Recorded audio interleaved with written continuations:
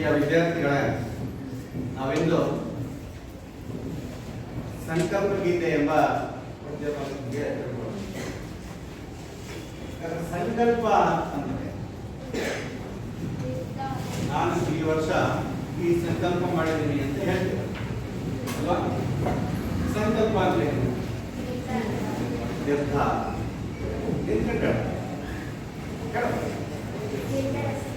ನಿರ್ಧಾರ ಏನ್ ನಿರ್ಧಾರ ಮಾಡಿದ್ದೇವೆ ನಾವು? ಚೆನ್ನಾಗಿ ವಿದ್ಯಾಭ್ಯಾಸ ಮಾಡಬೇಕು ಅಂತ ನಿರ್ಧಾರ. ಹಾಗಾದ್ರೆ ನೋಡಿ,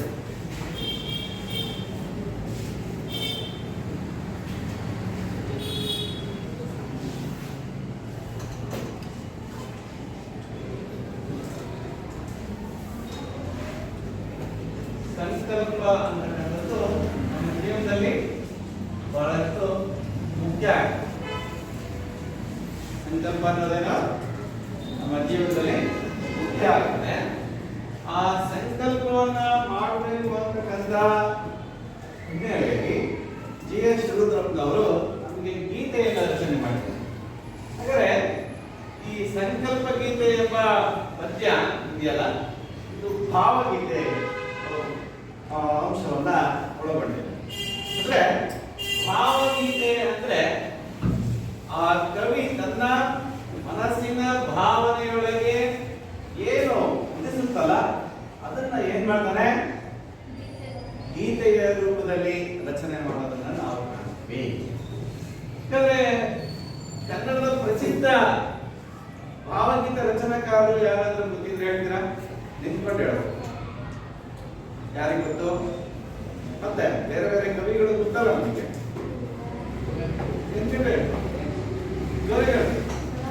ದರಾ ಬೇಂದ್ರೆ ಬೇರೆ ಮತ್ತೆ ಗೊತ್ತಿರೋ ನಿಮ್ಗೆ ಬೇರೆ ಬೇರೆ ಕವಿಗಳು ನಿಂತ್ಕೊಂಡು ಹೇಳ್ಬೇಕು. ಯಾರು ಯಾರು ಹೇಳಿದ್ದು? ಕುವೆಂಪು. ಮತ್ತೆ ಮತ್ತೆ ಶಿವರಾಮಕಾರರು ಪ್ರವಾಸಿಗತನ, ಆಮೇಲೆ ಲೇಖನ, ಕಾದಂಬರಿ ಇವನ್ನೆಲ್ಲ ರಚನೆ ಮಾಡಿದ್ದಾರೆ. ಮತ್ತೆ ಚಂದ್ರಶೇಖರ್ ಕಂಬಾರ್ ಅವರು ನಾಟಕ ಸಾಹಿತ್ಯವನ್ನು ರಚನೆ ಮಾಡಿದ್ದಾರೆ. ಅವರು ಭಾವಗೀತೆ ಅಂದ್ರೆ ನೀವು ಈ ಸಾವಿರ ಶರಣವ ಕನ್ನಡದ ತಾಯೇ ಹೇಳಿದ್ರ, ಶಬ್ದಕ್ಕೆ ಬೆಳಕನ್ನ ಮುಡಿಸುವ ಕುಡಿಗಾಡ, ದಿನ ಬೆಳಗು ಹೊಗಡುವರು ನಿನ್ನಾಯ ಕಾರಣಿಕ, ಸಾವಿರದ ಶರಣವ ಕನ್ನಡದ ತಾಯೇ ಅಂತ ಹೇಳ್ತಾರೆ ಚಂದ್ರಶೇಖರ್ ಕಂಬಾರ್. ಆಮೇಲೆ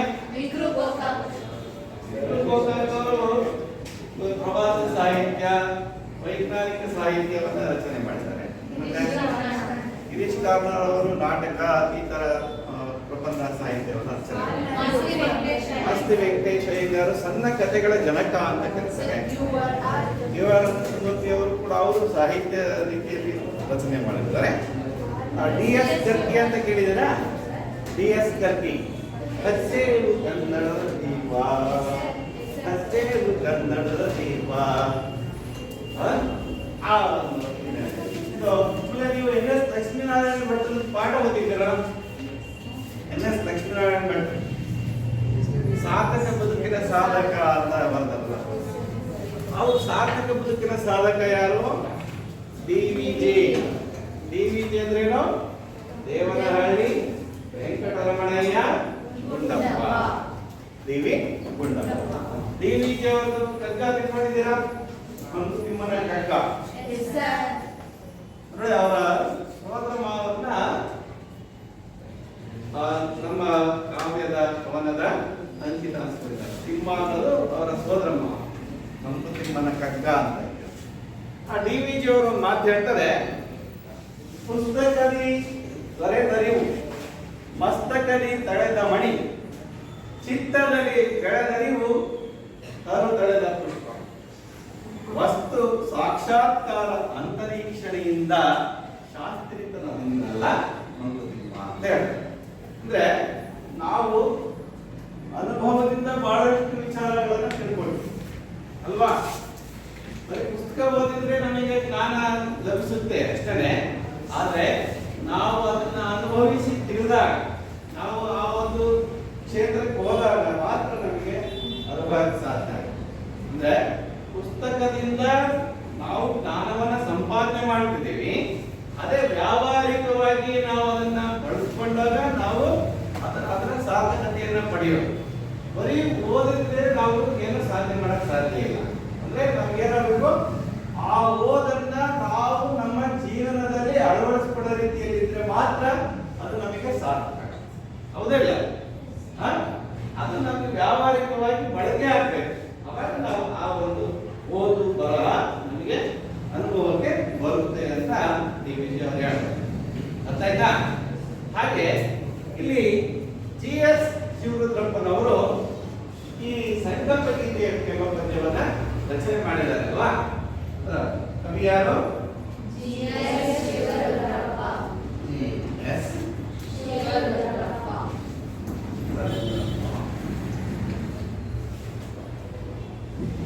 ನೋಡಿ, GS ಶಿವರುದ್ರಪ್ಪನವರು ನೋಡಿದ್ದೀರಾ ನೀವು? ನೋಡಿದ್ದೀರಾ?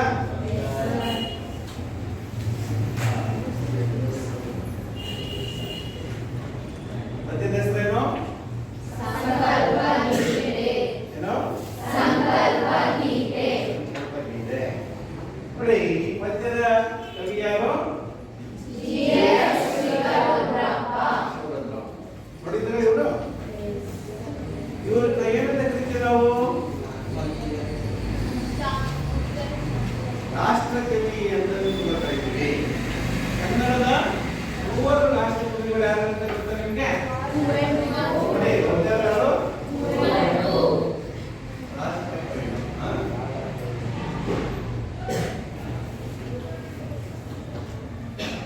ಒಂದ್ಯಾರು? ಕುವೆಂಪು. ಗೊತ್ತುನಾ? ಒಂದ್ಯಾರು? ಎಂ ಗೋವಿಂದ ಪೈ. ಯಾರು? ಎರಡನೇವರು ಯಾರು? ಕುವೆಂಪು. ಮೂರನೇವರು? GS ಶಿವರುದ್ರಪ್ಪ. GS ಶಿವರುದ್ರಪ್ಪ. ಅಲ್ವಾ? ಈ GS ಶಿವರುದ್ರಪ್ಪನವರಲ್ಲ, ಇವರು ಯಾವ ಊರವರು? ಶಿವಮೊಗ್ಗ. ಶಿವಮೊಗ್ಗ ಜಿಲ್ಲೆ ಶಿಕಾರಿಪುರ ತಾಲೂಕಿನ ಈಸೂರು ಅಂತಕ್ಕಂಥ ಗ್ರಾಮದಲ್ಲಿ ಜನಿಸ್ತಾರೆ. ಯಾರು? GS ಶಿವರುದ್ರಪ್ಪ. ನೋಡಿ, ಶಿವಮೊಗ್ಗ ಜಿಲ್ಲೆ ಶಿಕಾರಿಪುರ ಅಂತ ನಿಮಗೆ ಪುಸ್ತಕದಲ್ಲಿದೆ.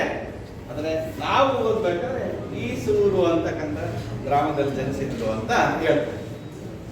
ಈ GS ಶಿವರುದ್ರಪ್ಪನವರು ಬಹಳ ವಿಶೇಷವಾಗಿ ಅಂದ್ರೆ ಬಹಳ ಹೆಮ್ಮೆ ಪಡಬೇಕಾದಂತ ಸಂಗತಿ ಅಂದ್ರೆ ನಮ್ಮ ಈಗಿನ ಶ್ರೀ ತರಳಬಾಳು ಜಗದ್ಗುರುಗಳಾರಲ್ಲ, ಯಾರು? ಡಾಕ್ಟರ್ ಶ್ರೀ ಶಿವಮೂರ್ತಿ ಶಿವಾಚಾರ್ಯ ಮಹಾಸ್ವಾಮಿಗಳಾರಲ್ಲ, ಅವರಿಗೆ ಗುರುಗಳಾದಂಥವ್ರು ಯಾರು? GS ಅಂದ್ರೆ ನಮ್ಮ ಜಗದ್ಗುರುಗಳು ಜನಿಸಿದ್ದು ಶಿವಮೊಗ್ಗ ಜಿಲ್ಲೆಯಲ್ಲಿ ಸೂಗೂರು ಅಂತಕ್ಕಂಥ ಗ್ರಾಮದಲ್ಲಿ. ಅದೇ ಶಿವಮೊಗ್ಗ ಜಿಲ್ಲೆಯಲ್ಲಿ ಇದ್ದಂಥವ್ರು ಯಾರು? GS ಶಿವರುದ್ರಪ್ಪ. ಶಿವಮೊಗ್ಗದಲ್ಲಿ ಜಗದ್ಗುರು ವಿದ್ಯಾಭ್ಯಾಸ ಕಲಿಬೇಕಾದ ಸಂದರ್ಭದಲ್ಲಿ ಇವರು ಅವರಿಗೆ ಗುರುಗಳಾಗಿದ್ದಾರೆ. ಅದಕ್ಕೋಸ್ಕರ ಜಗದ್ಗುರುಗಳು ಒಂದು ಕಾರ್ಯಕ್ರಮವನ್ನು ಮಾಡಿದ್ರು ಅಲ್ಲಿ ಸಿರಿಗೆರೆ. ಆವಾಗ ಒಂದು ಕೃತಿಯನ್ನು ಬಿಡುಗಡೆ ಮಾಡಿ GSS ಕಾವ್ಯಾಂತರಂಗ ಅಂದ್ರೆ GSS ಅವರನ್ನ ಸಿರಿಗೆರೆಗೆ ಆಹ್ವಾನಿಸಿ ಅವರು ಬರೆದಂತ GSS ಕೃತಿಗಳಿವೆ. 3 ಕವಿತೆಗಳು ಅಂತಕ್ಕಂಥ ಒಂದು ಕೃತಿ ಇದೆ. ಅದರಲ್ಲಿ ಬಹಳಷ್ಟು ವಿಚಾರಗಳನ್ನ ಅವರು ತಮ್ಮ ಕವಿತೆಗಳಲ್ಲಿ ಬರೆದಿದ್ದಾರೆ. ಯಾರು? GSS ಶಿವರುದ್ರಪ್ಪ. ಹೌದಾ? ಈಗ ಒಂದು ಉದಾಹರಣೆ ಹೇಳ್ಬೇಕಂದ್ರೆ, ಮನೆಗಳಲ್ಲಿ ಮಹಡಿ ಮನೆ ಹೇಗೋ ಮರಗಳಲ್ಲಿ ಮಹಡಿ ಮರ ಯಾವುದು? ತೆಂಗಿನ ಮರ. ಮನೆಗಳಲ್ಲಿ ಮಹಡಿ ಮನೆ ಹೇಗೋ ಹಾಗೆ ಮರಗಳಲ್ಲಿ ಮಹಡಿ ಮರ ಯಾವುದು? ತೆಂಗಿನ ಮರ. ಮರ ಅಂತ ಹೇಳ್ತಾರೆ. ಹೌದಾ? ಈ ತರ ಕವಿತೆಗಳನ್ನ ನಾವು ಓದ್ತಾ ಹೋದ್ರೆ ಬಹಳಷ್ಟು ನಮಗೆ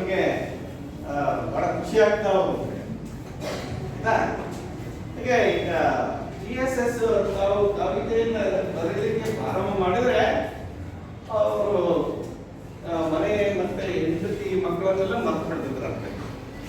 ಅದಕ್ಕೆ ಅವ್ರ ಹೆಂಡತಿ ಎಚ್ಚರಿಸಿದ್ರಂತೆ, ಏನಂತ ನೋಡಿ, ನೀವು ಮಗುವನ್ನ ಎತ್ಕೊಳ್ತಿರೋ ಅಡಿಗೆ ಮಾಡಬೇಕು, ನಾನು ಏನ್ ಮಾಡ್ಬೇಕು, ನೀವೆಲ್ಲರೂ ಮಗುವನ್ನ ಎತ್ಕೊಳ್ಳದೆ ಇದ್ರೆ ನಾನು ನೀವು ಬರೆದಂತ ಕವಿತೆಗಳ ಗಂಟನ್ನ ಈಗ ಒಲೆಗೆ ಹಾಕಲಿದ್ದೇನೆ ಅಂತ ಹೇಳ್ತಾರೆ ಅವರು.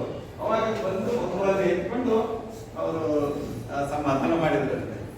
ಆ ತರ ಸಾಹಿತ್ಯದ ಒಲವಿದ್ದದ್ದು ಯಾರಿಗೆ? ಆ ಒಂದು GS ಶಿವರುದ್ರಪ್ಪನವರ ಕವಿತೆಯನ್ನು ನಾವು ಈಗ ತಿಳ್ಕೊಳ್ತಾ ಇದ್ದೀವಿ.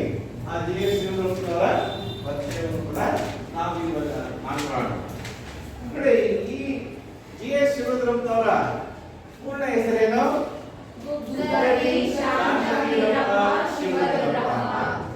ಅಂದ್ರೆ ಅವರು ಮನೆತನದ ಹೆಸರು ಮತ್ತೆ ಅವರ ತಂದೆ ಹೆಸರೇನು? ಶಾಂತವೀರಪ್ಪ ಅಂತ. ಅವ್ರ ತಂದೆ ವೃತ್ತಿಯಲ್ಲಿ ಶಿಕ್ಷಕರಾಗಿದ್ದಾರೆ.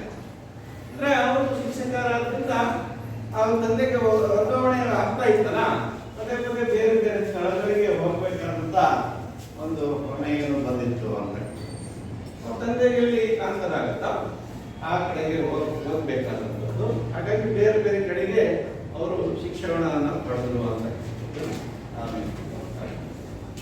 ಹಾಗೆ ಈ ಸಂಕಲ್ಪ ಗೀತೆ ಎಂಬ ಪದ್ಯವನ್ನ ಯಾವ ಆಕರ ಪ್ರವಚನದಿಂದ ಆಯ್ಕೆ ಮಾಡ್ಕೊಂಡಿದ್ದಾರೆ?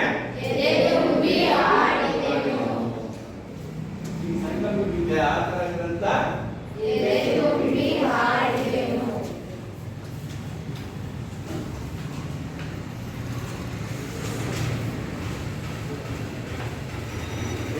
ಹಾಡಿದಂತ ಕವನ ಸಂಕಲನದಿಂದ ಆಯ್ಕೆ ಮಾಡಿಕೊಂಡಿದ್ದಾರೆ ಅಂತ ನೆನಪಿನಲ್ಲಿ. ಹಾಗೆ ಈ GS ಶಿವರುದ್ರಪ್ಪನವರ ಬಗ್ಗೆ ನಾವು ಪರಿಚಯ ಮಾಡ್ಕೊಳ್ಳೋಣ. ನೋಡಿ,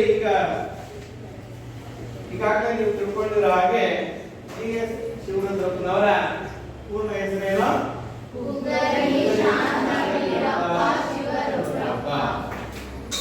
ಪೂರ್ಣ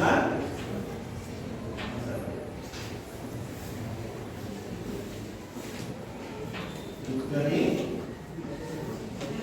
ಶಾಂತವೀರಪ್ಪ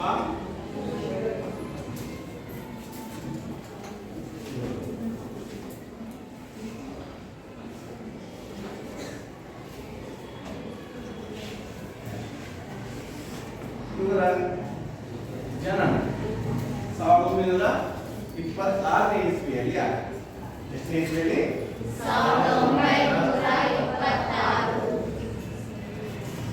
1926ರಲ್ಲಿ ಇವರು ಜನಿಸ್ತಾರೆ. ನೀವು ಹಂಗೆ ನೋಟ್ ಮಾಡ್ಬೇಕು, ಬರ್ಕಂತ ಹೋಗ್ಬೇಕು. ಬರೆದನ್ನ ನೀವು ಟಿಪ್ಪಣಿ ಬರಬೇಕು. ಇವರ ಜನ್ಮಸ್ಥಳ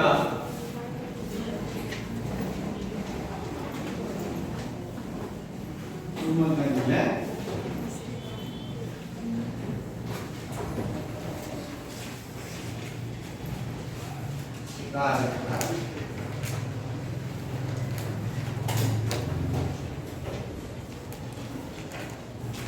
ಬರ್ಕಂತ ಹೋಗ್ತೇನೆ. ಇವರು ವೃತ್ತಿ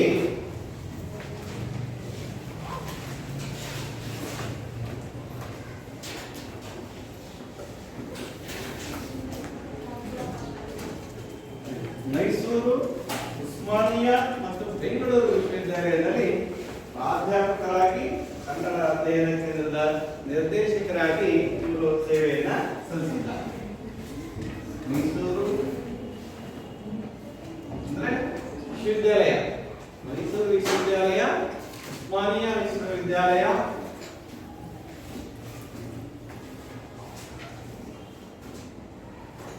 ಬೆಂಗಳೂರು ವಿಶ್ವವಿದ್ಯಾಲಯ.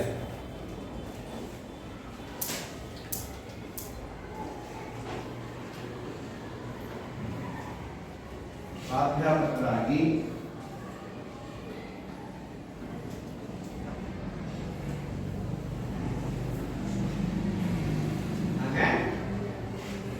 ಕನ್ನಡ ಅಧ್ಯಯನ ಕೇಂದ್ರದ ನಿರ್ದೇಶಕರಾಗಿ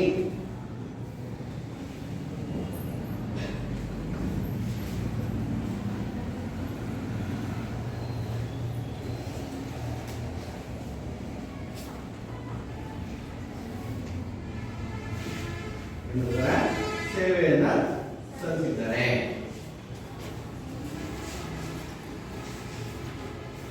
ಆಯ್ತಾ? ಹಾಗೆ ಇವರು ಬರೆದಂತ ಕೆಲವು ಕೃತಿಗಳನ್ನ ನಾವು ತಿಳ್ಕೊಳ್ಳೋದ. ಒಂದೇದು ಸಾಮಗಾನ. ಏನೋ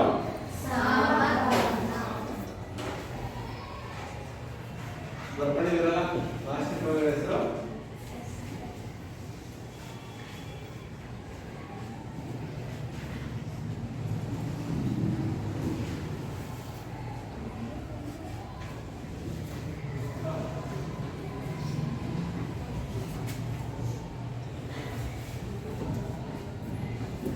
ಸಾಮಗಾನ. ಎರಡದು ಚೆಲುವು ಒಲವು.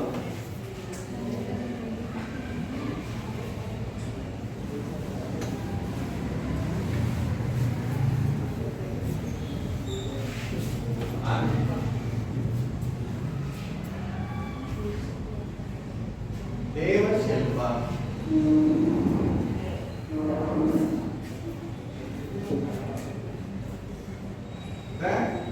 ದೀಪದ ಹೆಜ್ಜೆ.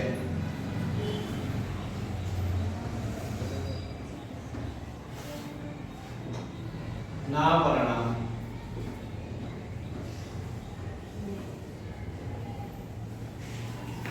ವಿಮರ್ಶೆಯ ಪೂರ್ವ ಪಶ್ಚಿಮ.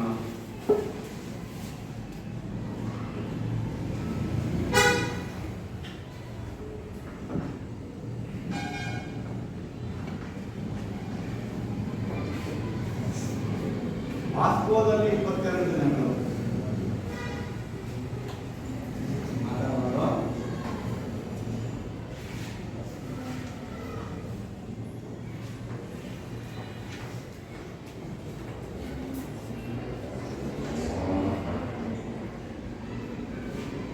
ಸೌಂದರ್ಯ ಸಮೀಕ್ಷೆ.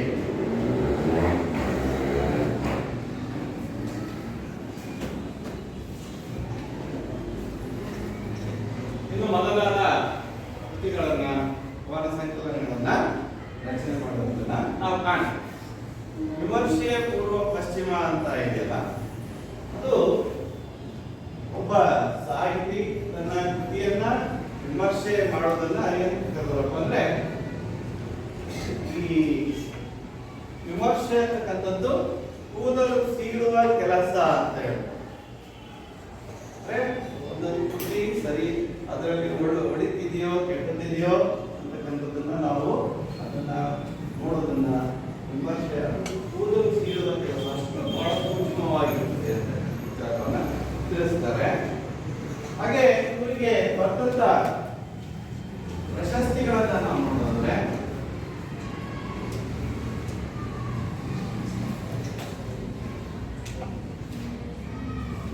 ಕಾವ್ಯಾರ್ಥ ಚಿಂತನ ಕೃತಿಗೆ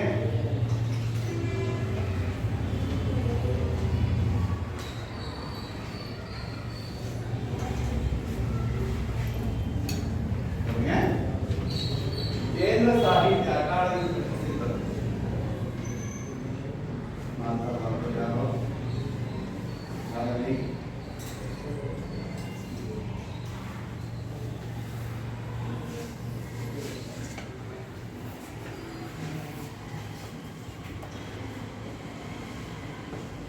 ಮತ್ತೆ ಹಂಪಿ ಕನ್ನಡ ವಿಶ್ವವಿದ್ಯಾಲಯದ ನಾಡೋಜ ಪ್ರಶಸ್ತಿ ಕೂಡ ಇವರು ಭಾಗವಹಿಸಿದ್ದಾರೆ.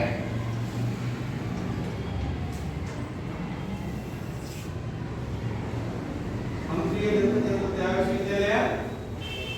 ಯಾವ ವಿಶ್ವವಿದ್ಯಾಲಯ? ಕನ್ನಡ ವಿಶ್ವವಿದ್ಯಾಲಯ. ದಾವಣಗೆರೆಯಲ್ಲಿ ಶಿವಗಾಂಧಿ. ಶಿವಮೊಗ್ಗದಲ್ಲಿ ಕುವೆಂಪು ವಿಶ್ವವಿದ್ಯಾಲಯ.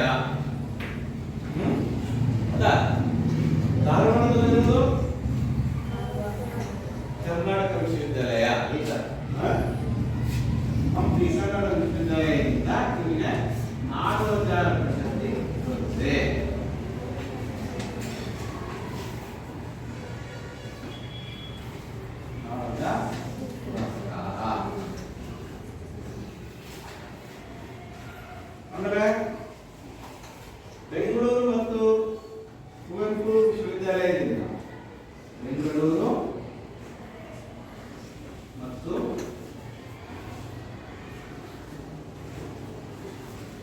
ಕುವೆಂಪು ವಿವಿಯಿಂದ ಗೌರವ ಗೌರವ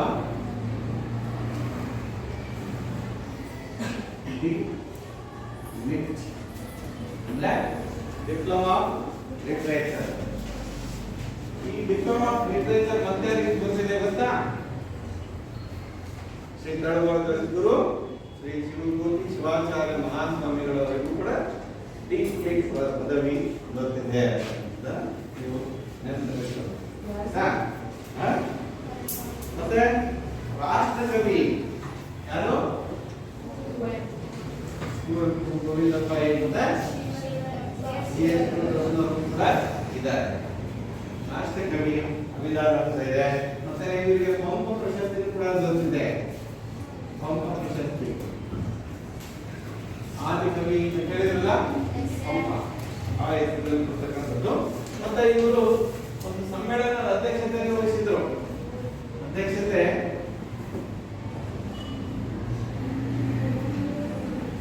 ಕನ್ನಡ ಸಾಹಿತ್ಯ ಸಮ್ಮೇಳನ ದಾವಣಗೆರೆಯಲ್ಲಿ ಇದ್ದಲ್ಲ, ಆ ಕನ್ನಡ ಸಾಹಿತ್ಯ ಸಮ್ಮೇಳನದ ಅಧ್ಯಕ್ಷರಾಗಿದ್ದರು ಯಾರು? ಜೆ.ಎಸ್. ಶಿವರುದ್ರಪ್ಪ ಅವರು. 1992 ಇಸ್ವಿಯಲ್ಲಿ 1992 ಇಸ್ವಿಯಲ್ಲಿ ಈ ದಾವಣಗೆರೆಯಲ್ಲಿರುವಂತ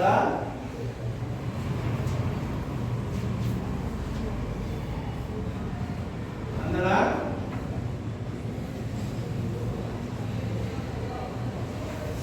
ಸಾಹಿತ್ಯ ಸಮ್ಮೇಳನದ ಅಧ್ಯಕ್ಷತೆಯನ್ನು ವಹಿಸಿದರು.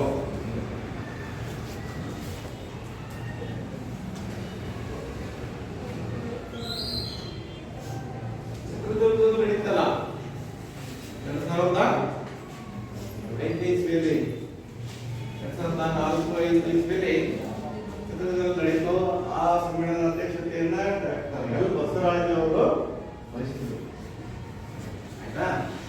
ಇಲ್ಲಿ 1992 ಇಸ್ವಿಯಲ್ಲಿ ಅಂದ್ರೆ ಅವಾಗ ಹಿರಿಯ ಚರಿತ್ರೆಗಳಿದ್ರಲ್ಲ, ಹಿರಿಯ ಚರಿತ್ರೆಗಳು ಶ್ರೀ ಶಿವಕುಮಾರ ಶಿವಾಚಾರ್ಯ ಮಹಾಸ್ವಾಮಿಗಳವರು ಇದ್ದಲ್ಲ, ಅವರು ಅವಾಗ ಲಿಂಗೈಕ್ಯರ ಅಂತ ವರ್ಷ 1992 ಇಸ್ವಿ, ಅವಾಗ 5ನೇ ಕ್ಲಾಸ್.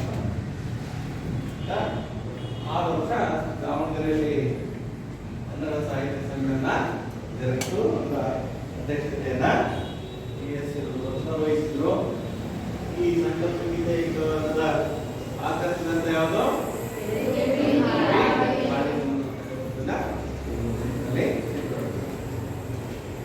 ನಾವು ಜೀವನದಲ್ಲಿ ಧನಾತ್ಮಕ ಭಾವನೆಯನ್ನ ದೃಢ ಸಂಕಲ್ಪವನ್ನ ಹೊಂದಿರಬೇಕು.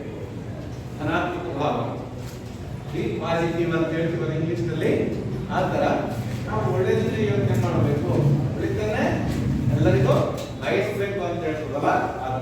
ಯಾವುದೇ ರೀತಿಯ ಸವಾಲುಗಳು ಎದುರಾದಾಗ ನಾವು ಎದೆ ಕುತ್ತಬಾರದು. ಏನ್ ಮಾಡಬೇಕು?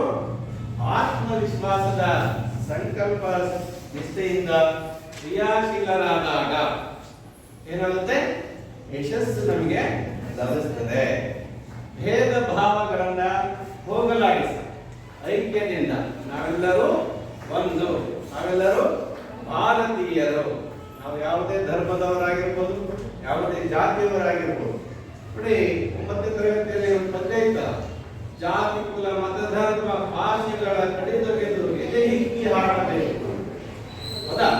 ಆ ರೀತಿಯಾಗಿ ನಾವೆಲ್ಲ ಒಂದಾಗಿ ನಾವು ಭಾರತೀಯರು ಅಂತ ಬದುಕಬೇಕು. ಐಕ್ಯದಿಂದ ಪ್ರಯತ್ನಶೀಲರಾದಾಗ ನಾವೇನಂತೆ ನಮ್ಮ ಬಲ ವರ್ಧಿಸುತ್ತದೆ. ಅಂದ್ರೆ ನಾವು ಒಟ್ಟಾಗಿದ್ದಾಗ ಏನಾದ್ರು ಸಾಧನೆ ಮಾಡಬಹುದು. ಹೌದಾ? ಸಂಘಟನೆ ಇದ್ದಾಗ ಏನಾದ್ರು ಸಾಧನೆ ಮಾಡಬಹುದು. ಹಾಗೆ ಭಯ ಮತ್ತು ಅನುಮಾನ ಆವರಿಸಿರುವಂತಹ ಸಮಾಜವನ್ನ ದೃಢ ನಿಷ್ಠೆಯಿಂದ ಸ್ವಾಸ್ಥ್ಯದ ನೆಲೆಯಾಗಿಸುವ ಅಗತ್ಯ ಹೆಚ್ಚಿದಾಗ ಇವರು ಕತ್ತಲೆಯನ್ನ ದೂರ ಆಗ್ತದೆ. ಆ ಕತ್ತಲೆ ದೂರ ಆದಾಗ ಏನಾಗುತ್ತೆ?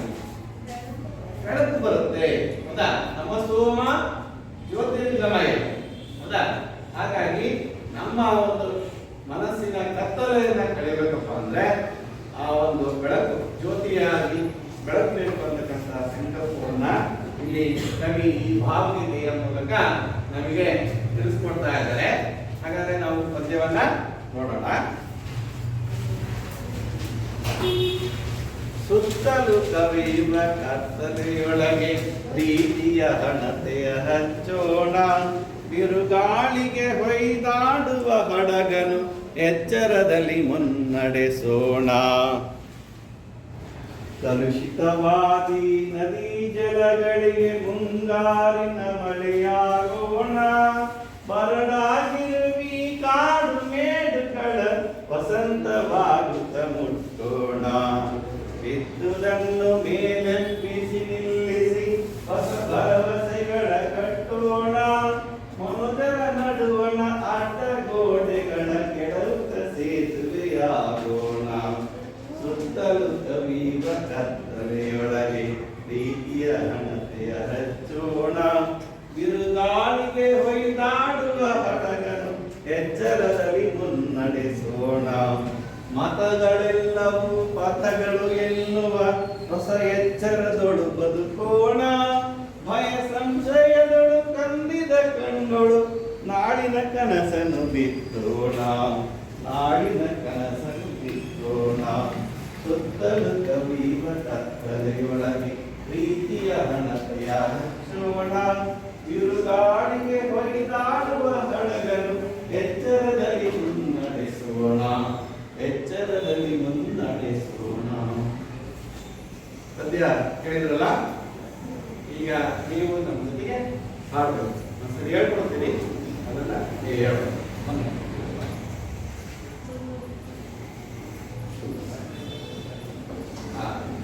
ಹೇಗಿದ್ರಾ?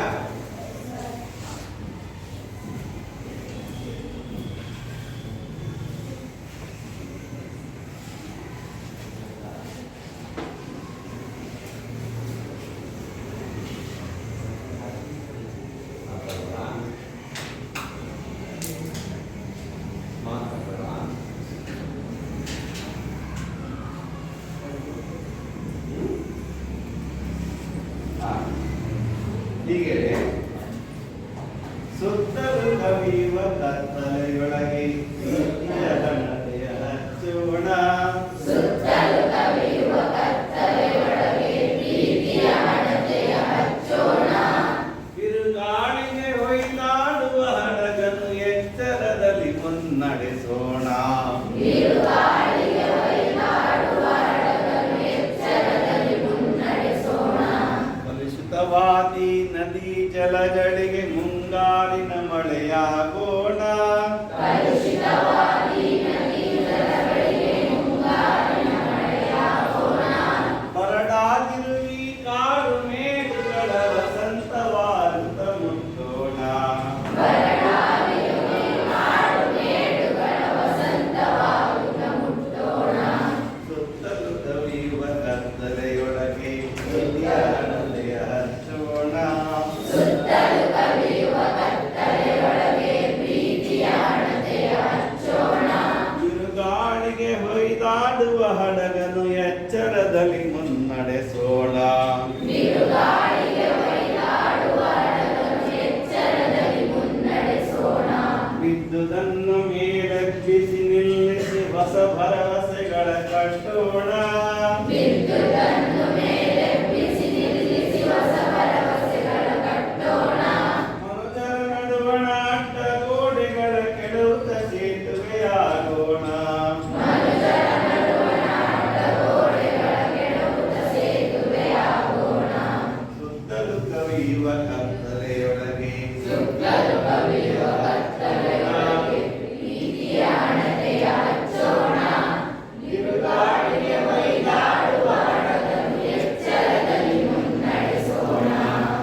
ಮತಗಳೆಲ್ಲವೂ ಪಥಗಳೆನ್ನುವ ಹೊಸ ಎಚ್ಚರಗಳು ಬದುಕೋಣ, ಮತಗಳೆಲ್ಲವೂ ರಥಗಳೆನ್ನುವ ಹೊಸ ಎಚ್ಚರಗಳು ಬದುಕೋಣ, ಭಯ ಸಂಶಯದೊಳು ಕಂದಿದ ಕಣ್ಣಳು ಪ್ರೀತಿಯ ಹಣತೆಯ ಹಚ್ಚೋಣ.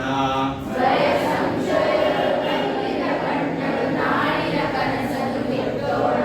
ಸುತ್ತಲೂ ಕವಿಯುವ ಕತ್ತಲೆಯೊಳಗೆ ಪ್ರೀತಿಯ ಹಣತೆಯ ಹಚ್ಚೋಣ, ಸುತ್ತಲೂ ಕವಿಯುವ ಕತ್ತಲೆಯೊಳಗೆ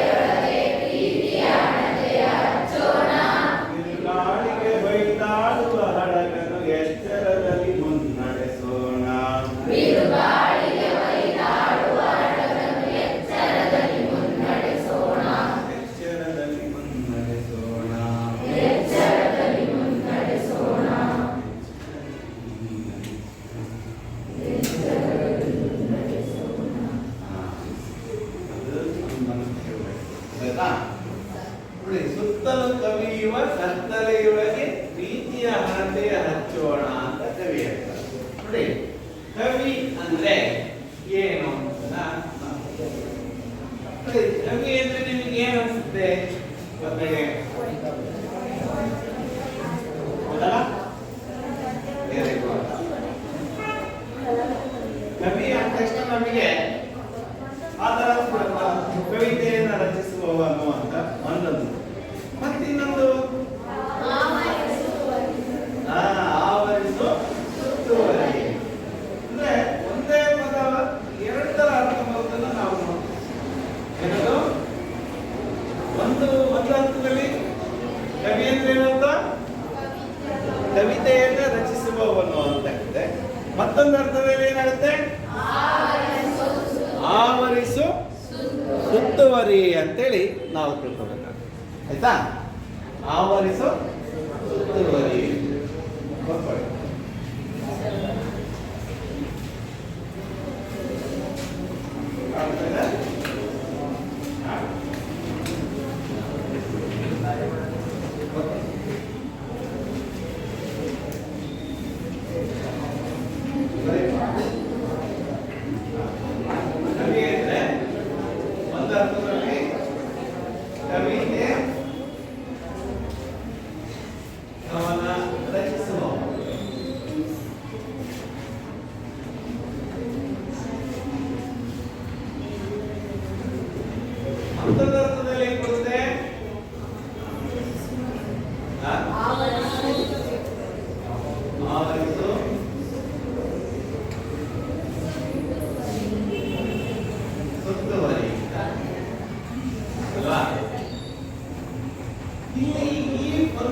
ಸಂಕಲ್ಪಿತ ಪದ್ಯದಲ್ಲಿ ಏನಂತ ಅರ್ಥ ಮಾಡ್ಕೊಳ್ತೀವಿ ನೀವು? ಆವರಿಸು ಸುತ್ತುವರಿ. ಅಂದ್ರೆ ಒಂದೇ ಪದಕ್ಕೆ ನಾನಾ ಅರ್ಥ ಇರ್ತಕ್ಕಂಥ ವಿಚಾರವನ್ನು ನೀಡ್ತೀವಿ. ಆ ಪದ ಯಾವ ಸಂದರ್ಭದಲ್ಲಿ ಬಳಕೆ ಆಗುತ್ತೆ ಅಂತಕ್ಕಂಥದ್ದು ನಮಗೆ ಅಲ್ಲಿ ನಾವು ನಿರ್ಧಾರ ಮಾಡಬೇಕು. ಈ ಒಂದು ಪದ ಆವರಿಸು ಸುತ್ತುವರಿ ಅನ್ನೋದು ಈ ಪದ್ಯಕ್ಕೆ ಸೂಕ್ತವಾಗಿದೆ ಅಂತ ನಾವು ತಿಳ್ಕೊಬೇಕು. ಸುತ್ತಲೂ ಕವಿಯುವ ಕತ್ತಲೆಯೊಳಗೆ ಪ್ರೀತಿಯ ಹಣತೆಯ ಅಂದ್ರೆ ನಮ್ಮ ಸುತ್ತಲೂ ಅಜ್ಞಾನ, ಅಂಧಕಾರ, ಮೂಢನಂಬಿಕೆ ಎಂಬ ಕತ್ತಲೆ ಆವರಿಸಿದೆ. ಏನು ಆವರಿಸಿದೆ? ಅಂತ ಕತ್ತಲೆ. ಈ ಕತ್ತಲೆ ಅನ್ನೋ ಪದ ಹಳಗನ್ನಡದಿಂದ ಹೇಗೆ ಬಂದಿದೆ ಅಂದ್ರೆ ಕಳ್ತಲೆ. ಕಳ್ತಲೆ ಅನ್ನೋ ಪದ ಕತ್ತಲೆ. ಹಳಗನ್ನಡದ ಕಳ್ತಲೆ ಏನಾಗಿದೆ? ಕತ್ತಲೆ. ಹೊಸಗನ್ನಡದಲ್ಲಿ ಕತ್ತಲೆ ಅಂತ ಕರೀತೀವಿ. ಕತ್ತಲೆಗೆ ಈ ಕತ್ತಲೆ ಅಂತಕ್ಕಂಥದ್ದನ್ನ ಕವಿ ಯಾವ ಅರ್ಥದಲ್ಲಿ ಬಳಸಿದ್ದಾರೆ? ಅಜ್ಞಾನ, ಅಂಧಕಾರ, ಮೂಢನಂಬಿಕೆ. ಇವೆಲ್ಲ ಏನಾಗ್ತದೆ? ನಮ್ಮಲ್ಲಿ ಅಜ್ಞಾನ ಇದ್ರೆ ಏನಾಗುತ್ತೆ? ಏನು ಅಂದ್ರೆ ಯಾವುದೇ ಈಗ ಅನಕ್ಷರಸ್ಥರು ಏನ್ ಮಾಡ್ತಾರೆ? ಅನಕ್ಷರಸ್ಥರು ಯಾವುದೇ ಬ್ಯಾಂಕಿಗೆ ಹೋಗ್ಲಿ, ಹೌದಾ, ಯಾವುದೇ ಕಚೇರಿಗೆ ಹೋಗ್ಲಿ, ಸರ್ ಸ್ವಲ್ಪ ಸ್ವಾರ್ಥ ಕೊಡಿ ಸರ್, ಸರ್ ಸ್ವಲ್ಪ ಪೆನ್ ಕೊಡಿ ಸರ್ ಅಲ್ವಾ? ವಿದ್ಯಾವಂತ ಹೇಗಿರ್ತಾನೆ? ಅವನು ಪೆನ್ ಇಟ್ಕೊಂಡಿರ್ತಾನೆ, ಹೌದಾ, ಬೇರೆಯವ್ರಿಗೆ ಬರ್ಕೊಡ್ತಾನೆ. ಅಂದ್ರೆ ಅವ್ನು ಬರ್ಕೊಡೋದು ಸರಿಯಾಗಿ ಬರ್ಕೊಟ್ರೆ ಸರಿ, ತಪ್ಪು ಬರ್ಕೊಟ್ಬಿಟ್ರೆ ಅವನ ಲೆಕ್ಕಾಚಾರನೇ ತಪ್ಪಾಗ್ಬಿಡುತ್ತವ ಅಲ್ಲ. ಅದಕ್ಕೋಸ್ಕರ ಅವನು ಜ್ಞಾನಿಯಾಗಿದ್ರೆ ಅವನ ಲೆಕ್ಕಾಚಾರ, ಅವನ ವ್ಯವಹಾರವನ್ನು ಅವನೇ ಮಾಡ್ಬೋದಾಗಿತ್ತು ಅಲ್ವಾ? ಹೌದಾ? ಅಂಧಕಾರ ಅಂದ್ರೆ ಈ ಶ್ರೀಮಂತಿಕೆ ಎಂಬ ಕುರುಡು ಇದ್ದಾಗ ಅದು ಏನಾಗಲ್ಲ, ಜಗತ್ತೇ ಕಾಣುತ್ತೆ. ಅದಕ್ಕೆ ಬಸವಣ್ಣ ವಚನ ಏನಂತ? ಹಾವು ತಿಂದವರ ನುಡಿಸಬಹುದು, ಗರ ಹೊಡೆದವರ ನುಡಿಸಬಹುದು, ಸಿರಿಗರ ಹೊಡೆದವರ ನುಡಿಸಲು ಬಾರದು ನೋಡ. ಇವು ಬಡತನ ಶ್ರೀಮಂತೆಂಬ ಮಂತ್ರವಾದಿ ಹೊಗಳೊಡನೆ ಒಡನೆ ನುಡಿಯುವರು ಕೂಡ ಸಂಗಮತೆ ಅಂದ್ರೆ ಆ ಶ್ರೀಮಂತಿಕೆಯ ಮನವನ್ನ ಬಿಡಬೇಕಂದ್ರೆ ಯಾರು ಬಿಡ್ಬೇಕಂದ್ರೆ ಹಣಸನವೆಂಬ ಮಂತ್ರವಾದಿ ಬಂದ ತಕ್ಷಣ ಅವನು ಏನಾಗ್ತಾನೆ ಎಲ್ಲ ಜೊತೆಗೂ ಬೆರೀತಾನೆ, ಹೊಂದ್ಕೊಳ್ತಾನೆ, ಬಾಳ್ತಾನೆ ಅಂತಕ್ಕಂಥ ವಿಚಾರವನ್ನ ಬಸವಣ್ಣ ಹೇಳ್ತಾರೆ. ಹಾಗೆ ಈ ಮೂಢನಂಬಿಕೆಗಳು, ಅಂಧಶ್ರದ್ಧೆಗಳು ಏನ್ ಮಾಡ್ತಾವ, ನಮ್ಮನ್ನ ದಿಕ್ಕು ತಪ್ಪಿಸ್ತಾವ. ಬೆಕ್ಕು ಅಡ್ಡ ಹೋದ್ರೆ ಅಪಶಕನ ಆಗುತ್ತೆ, ಹೌದಾ? ಹಾಗೆ ಒಂದ್ರೆ ಅಪಶಕನ ಆಗುತ್ತೆ. ಈ ರೀತಿಯಾದಂತ ಮೂಢನಂಬಿಕೆಗಳಿದಾವ. ಅವನ್ನೆಲ್ಲ ನಾವು ಹೊರದಾಕಿದಾಗ ಮಾತ್ರ ನಮ್ಮ ಜೀವನದಲ್ಲಿ ಯಶಸ್ಸನ್ನ ಸಾಧಿಸಲಿಕ್ಕೆ ಸಾಧ್ಯ. ಈ ಎಲ್ಲವನ್ನ ಹೊಡೆದಾಕದಂತವರು 11ನೇ ಶತಮಾನದ ಶಿವಶರಣರು. ಅವ್ರೇನ್ ಮಾಡಿದ್ರು? ಬಸವಣ್ಣವ್ರು ಏನ್ ಮಾಡಿದ್ರು? ಎಲ್ಲರನ್ನು ಕೂಡ ಒಗ್ಗೂಡಿಸ್ಕೊಂಡು ಏನ್ ಮಾಡಿದ್ರು? ಅನುಭವ ಮಂಟಪವನ್ನ ಸ್ಥಾಪನೆ ಮಾಡಿದ್ರು. ಯಾವುದೇ ಜಾತಿ, ಧರ್ಮ, ಭೇದ ಭಾವಗಳನ್ನ ಹೊಡೆದಾಕಿದ್ರು, ಹೌದಾ? ಈ ರೀತಿಯಾದಂತಹ ಕೆಲಸವನ್ನ ಮಾಡಬೇಕು ಅಂತಕ್ಕಂಥ ಸಂಕಲ್ಪವನ್ನ ಇಲ್ಲಿ ಕವಿ ವ್ಯಕ್ತಪಡಿಸ್ತಾರೆ. ಆ ರೀತಿಯಾದಂತ ಕತ್ತಲೆಯಿಂದ, ಅಂಧಕಾರದಿಂದ, ಅಜ್ಞಾನದಿಂದ, ಮೂಢನಂಬಿಕೆಯಿಂದ ಕೂಡಿದಂತ ಜಗತ್ತನ್ನ ಆ ಪ್ರೀತಿಯ ಹಣತೆ ಅಂದ್ರೆ ಯಾವುದು? ಪ್ರೀತಿಯ ಹಣತೆ ಅಂದ್ರೆ ಆತ್ಮವಿಶ್ವಾಸ. ವಿಶ್ವಾಸ, ಪ್ರೀತಿ, ಕರುಣೆ, ಪರಸ್ಪರ ನಂಬಿಕೆ, ಇವನ್ನೆಲ್ಲ ಹಣತೆಗೆ ಹೋಲಿಸಿದ್ದಾರೆ. ಅಂದ್ರೆ ಒಂದು ದೀಪ ಏನ್ ಮಾಡಿದ್ರೆ ಈ ಜಗತ್ತಿಗೆ ಹೇಗೆ ಬೆಳಕನ್ನು ನೀಡುತ್ತೋ ಕತ್ತಲೆಯನ್ನು ಹೊರದಾಕಿ ಬೆಳಕು ನೀಡುವಂತ ರೀತಿಯಲ್ಲಿ, ಅಂದ್ರೆ ನಾವು ಪರಸ್ಪರ ಪ್ರೀತಿ ವಿಶ್ವಾಸದಿಂದ, ಆತ್ಮವಿಶ್ವಾಸದಿಂದ, ಪರಸ್ಪರ ಕುಡುಕೊಳ್ಳುವಿಕೆಯಿಂದ ಬದುಕಿದಾಗ ನಾವು ಜೀವನದಲ್ಲಿ ಯಶಸ್ಸನ್ನ ಕಾಣ್ತೀವಿ, ನೆಮ್ಮದಿಯಾದ ಜೀವನವನ್ನ ಸಾಗಿಸಲಿಕ್ಕೆ ಸಾಧ್ಯ ಆಗುತ್ತೆ ಅಂತಕ್ಕಂಥ ಒಂದು ಸಂಕಲ್ಪವನ್ನ ಇಲ್ಲಿ ಹೇಳ್ತಾ ಇದ್ದಾರೆ. ಯಾರು? ಬಿರುಗಾಳಿಗೆ ಹೊಯ್ದಾಡುವ ಹಡಗನ್ನು ಎಚ್ಚರದಲ್ಲಿ ಮುನ್ನಡೆಸೋಣ. ನಮ್ಮ ಜೀವನವನ್ನ ಒಂದು ಹಡಗಿಗೆ ಹೋಲಿಸಿದ್ದಾರೆ. ಏನನ್ನ? ನಮ್ಮ ಜೀವನವನ್ನ ಹಡಗಿಗೆ ಹೋಲಿಸಿದ್ದಾರೆ. ಈ ಹಡಗಿಗೆ ಚುಕ್ಕಾಣಿ ನೋಡೋದ, ಚುಕ್ಕಾಣಿ ಅಂದ್ರೆ ಸ್ಟೇರಿಂಗ್ ಅಂತೀವಿ. ಈ ಬಸ್ಗಳಿಗೆ, ಕಾರುಗಳಿಗೆ ಹೇಗೆಲ್ಲ ಸ್ಟೇರಿಂಗ್ ಇರ್ತದಲ್ಲ, ಆ ತರ ಹಡಗಿಗೆ ಒಂದು ಚುಕ್ಕಾಣಿ ಇರ್ತದೆ. ನಮ್ಮ ಜೀವನಕ್ಕೆ ಒಂದು ಚುಕ್ಕಾಣಿ ಯಾವ್ದು? ಮನಸ್ಸು, ಹೌದಾ? ನಮ್ಮ ದೇಹದಲ್ಲಿ ಕೂಡ ಒಂದು ಚುಕ್ಕಾಣಿ ಇದೆ. ಯಾವ್ದು? ಮನಸ್ಸಿದ್ದರೆ ಮಾರ್ಗ ಅಂತ ಹೇಳ್ತಾರಲ್ಲ, ಆ ತರ ಆ ಮನಸ್ಸನ್ನ ಏನ್ ಮಾಡ್ಬೇಕಂತೆ ಹತೋಟಿಗೆ ಇಟ್ಕೋಬೇಕು. ಬುದ್ಧಿ ಮಾತನ್ನ ಮನಸ್ಸು ಕೇಳಬೇಕು, ಮನಸ್ಸು ಮಾತನ್ನ ಬುದ್ಧಿ ಕೇಳಬೇಕು. ಮನಸ್ಸು ಮಾತನ್ನ ಕೇಳಕೋಬಾರ್ದು, ಬುದ್ಧಿಗೆ ಅವಕಾಶ ಕೊಡ್ಬೇಕು. ನೀನು ತಪ್ಪು ಮಾಡ್ತಿದ್ದೀ ಕಣ ಅಂತ ಬುದ್ಧಿ ಹೇಳುತ್ತೆ. ಯಾರಿಗೆ? ಮನಸ್ಸು. ಮನಸ್ಸು ತರ ಕೋಡಂಗಿ ಕೋತಿಗಳು ಮಾಡ್ತಾವಲ್ಲ ಶಾಲೆ ಪಕ್ಕದಲ್ಲಿ, ಆ ತರ ಕೋಡಂಗಿಯ ಮನಸ್ಸನ್ನ ನಿಯಂತ್ರಿಸೋರು ಯಾರು? ಬುದ್ಧಿ, ಹೌದಾ? ಆ ತರ ಇಲ್ಲಿ ಬಿರುಗಾಳಿಗೆ ಹೊಯ್ದಾಡುವ ಹಡಗು ಈ ಸಮುದ್ರದಲ್ಲಿ ಹೋಗ್ತಾ ಇರ್ತಾರೆ, ಹೌದಾ? ಹೆಚ್ಚಿನ ಈ ಮಾರುತಗಳು ಬಂದಾಗ ಏನ್ ಹೇಳ್ತಾರೆ? ಮುನ್ನೆಚ್ಚರಿಕೆ ಹೇಳ್ತಾರೆ. ಹಡಗನ್ನ, ಯಾವುದೇ ಹಡಗನ್ನ, ಯಾವುದೇ ದೋಣಿಯನ್ನ ನೀವು ಸಮುದ್ರ ಕಾಳದಲ್ಲಿ ಇಳಿಸಂಗಿಲ್ಲ. ಇದೆಲ್ಲ ರೀತಿಯಿಂದ ನೋಡಿದ್ದೀರ. ಅಂದ್ರೆ ಏನು? ಆ ಆಳದಲ್ಲಿ ಬಹಳಷ್ಟು ತೆರೆಗಳು ಬರ್ತವೆ, ಬಹಳಷ್ಟು ಗಾಳಿ ಇದೆ, ನೀವು ಹೋಗ್ಬಾರ್ದು. ಇಲ್ಲಪ್ಪ ನಾನು ಹೋಗ್ತೀನಿ ಅಂದ್ರೆ ನಿನ್ನ ಇಷ್ಟಪ್ಪ, ನೀನು ಸಾಯಬಾರ್ದು ಅಂತ ನಾವು ಹೇಳಿದ್ವಿ ಅಂತ ಹೇಳ್ತಾರಲ್ವಾ? ಆ ತರ ಆ ಬಿರುಗಾಳಿಗೆ ಹೊಯ್ದಾಡುವ ಹಡಗನ್ನು ಎಚ್ಚರದಲ್ಲಿ ಮುನ್ನಡೆಸೋಣ. ನಮ್ಮ ಜೀವನದಲ್ಲಿ ಕಷ್ಟ ಸುಖ ಬರ್ತಾವಲ್ಲ, ಕಷ್ಟ ಸುಖ ಅನ್ನೋದೇನದು?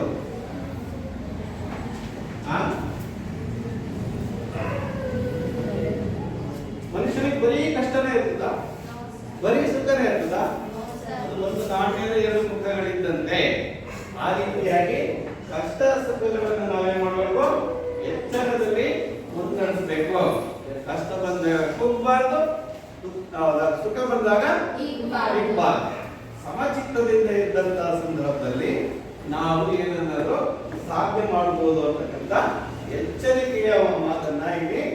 ಡಿ.ಎಸ್. ಶಿವರುದ್ರಪ್ಪನವರು ನಮಗೆ ತಿಳಿಸ್ಕೊಟ್ಟಿದ್ದಾರೆ.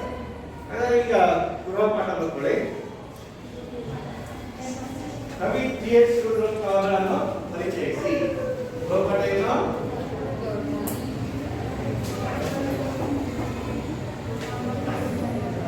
ಇಲ್ಲದ ಕವಿ ಡಿ.ಎಸ್. ಶಿವರುದ್ರಪ್ಪನವರನ್ನು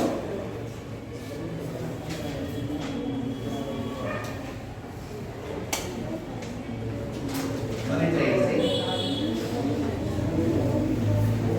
ನಾಳೆ ಬರ್ಕೊಂಡು ಬರ್ಬೇಕಾ? ಆಯ್ತಾ?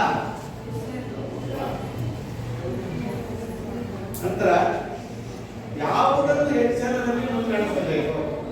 ಯಾವುದನ್ನು ಎಚ್ಚರದಲ್ಲಿ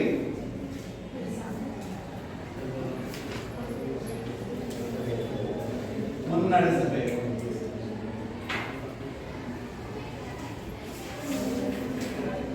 ಈ ಎರಡು ಪ್ರಶ್ನೆಗಳನ್ನ ನಾಳೆ ಬರ್ಬೇಕಾದ್ರೆ ನೀವು ತಪ್ಪದೇ ಮಾಡ್ಬೋದು.